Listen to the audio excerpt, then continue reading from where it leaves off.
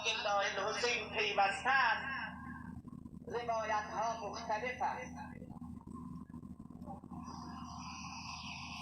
اما آن چیزی که در کتاب ها نوشته شده طبق یک روایت و هم ملت ترسایی داشته، یعنی از ملت ترسا بوده، به دست حسین مسلمان شده. طبق روایتی که از علامه مجلسی رحمت الله علیه نقل شده و هم مسیحی بوده، نصارا بوده، در رکاب ابا عبدالله الحسین مسلمان شده. آن چیزی که ما در داستان اتصال خانواده کوچک و حد به کاروان حسینی هم میخوانیم، میبینیم که او مسلمان نبوده.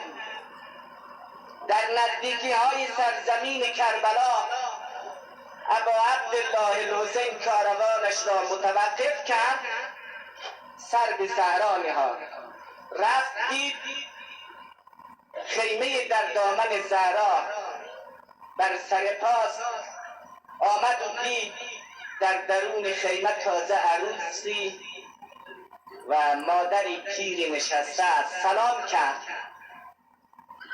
جواب سلام آقا را دادم. گفت مادر جوانت به کجا رفته؟ گفت به صحرا رفته. معلوم است که امام حسین را قبلا نمی شناخت.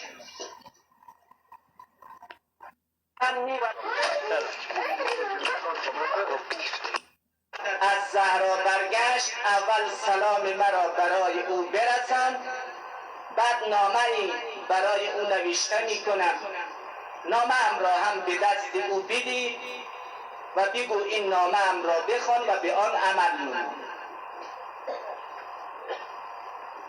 وقتی که وهب از دامن صحرا برمیگردد، قدم در درون خیمه می‌گذارد، بوی خوشی از خیمه استشمام می‌کند. صدا می‌زند مادر در غیاب من مگر کسی اینجا آمده بود؟ بله فرزند عزیزم، من که نشناختم، مردی با عظمت و با وقاری بود، سلام برایت فرستاد، نامه هم برایت نوشته کرده و فرمود نامه ام را بخوان و به آن عمل نما. نامه را به دست وهب داد، وهب نامه حسین را خواند. وقتی از مضمون نامه اطلاع پیدا کرد، نامه را به چشمه‌هایش مالید، گفت مادر در شب گذشته من خواب عجیبی دیدم. من دیشب در خواب دیدم رسول خدا را که برای من وعده بهشت داده بود. وقت صبح از خواب بیدار شدم، در عالم حیرت فرو رفتم، من کجا و دامن این صحرا و زندگی تنها و بهشت که بشارتش را از رسول خدا پیغمبر آخر الزمان میشنوم.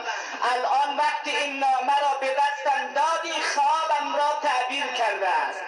فرزند همان رسول خاتم کاروانش در این سرزمین ها رسیده است.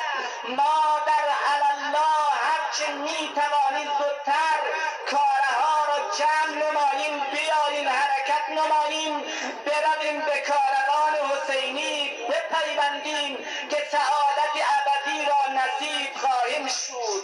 مادر هم از سخنان پسر خیلی خوشش می آید، زیرا سخنان ابا عبدالله الحسین قلب این مادر را هم روشن کرده بود.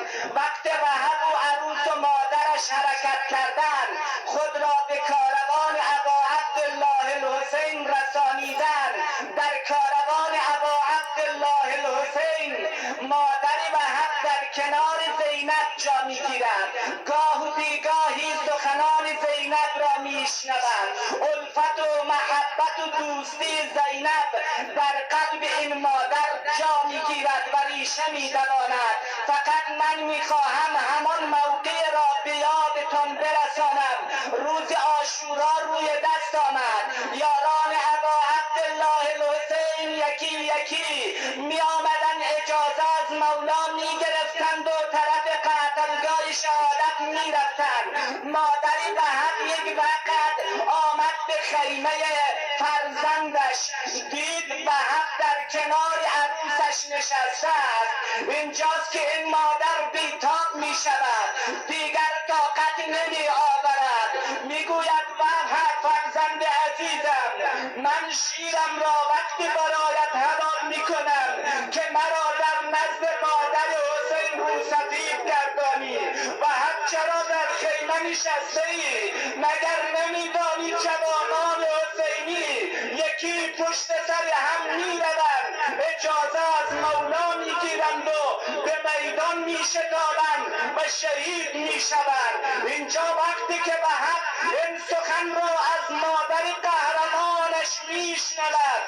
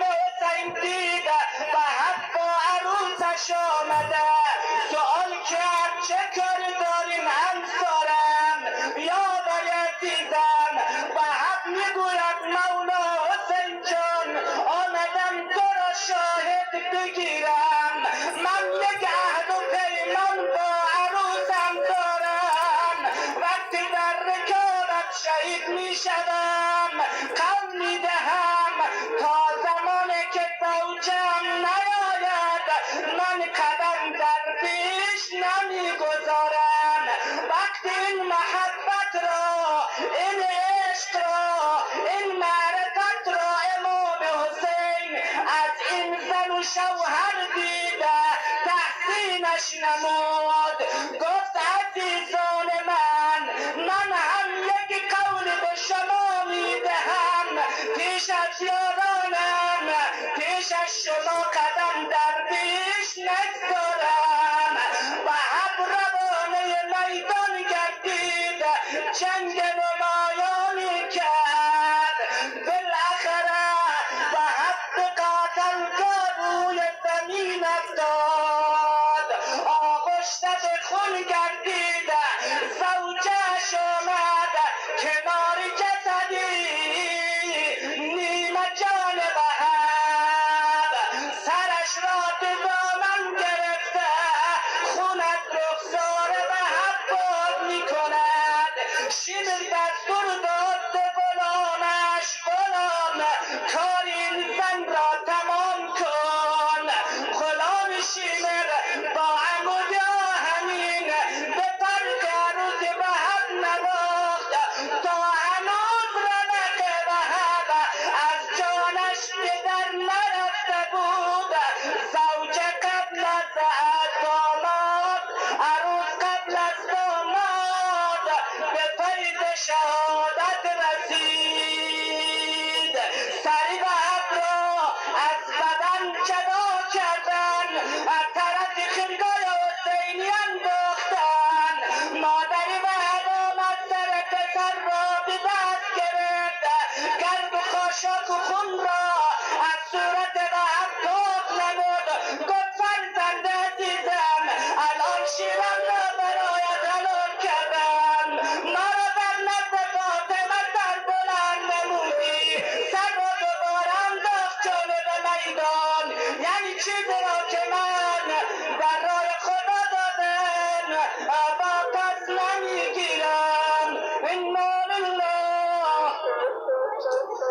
و انا